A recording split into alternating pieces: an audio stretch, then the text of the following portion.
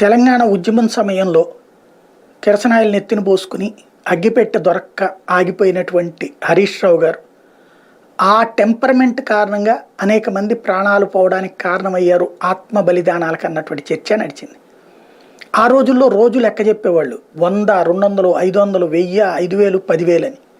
అధికారంలోకి వచ్చాక 100, 125 మందిని కూడా గుర్తించలేదు. అది కంటిన్యూగా జరిగినటువంటి అంశం.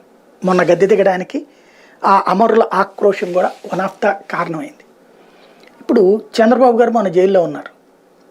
నిజమా అబద్ధమా అన్నది పక్కన పెడితే తెలుగుదేశం పార్టీని లెక్క చెప్పింది 146 మంది దాకా చనిపోయారని.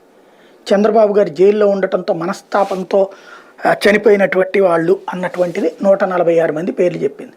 వాళ్ళని ఆదుకుంటామని బాలయ్య ప్రకటించారు. మీ ఇళ్ల దగ్గరకు వస్తున్నానన్నారు. ఆ తర్వాత బాలయ్యని పక్కన పెట్టి భువనేశ్వరి గారిని ముందు పెట్టారు. ఆవిడతో కొన్ని చోట్ల తిప్పారు. 3 లక్షల రూపాయలు ఇంటికి పరిహారం అన్నటువంటిది 2-3 చోట్ల తిరగడం అయిపోయింది.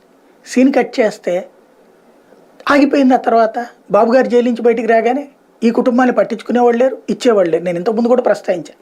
వాళ్ళకి డబ్బులు ఇప్పించేటట్టు చూడండి, అదేదో బాబు గ్యారంటీ, లేకపోతే బాబే నమ్మకం, లేకపోతే న్యాయం గెలవాలి, ఇట్లాంటిది ఏదో పేరు చెప్పారు. ఆ న్యాయం గెలవాలో నిజం గెలవాలి అనుకున్నప్పుడు బాబు గారు జైలుకి రాగానే నిజం గెలిచిందని వాళ్ళు ఓడిపోకూడదు కదా, వాళ్ళకేదో అన్యాయం చేసినట్టు కాకూడదు కదా.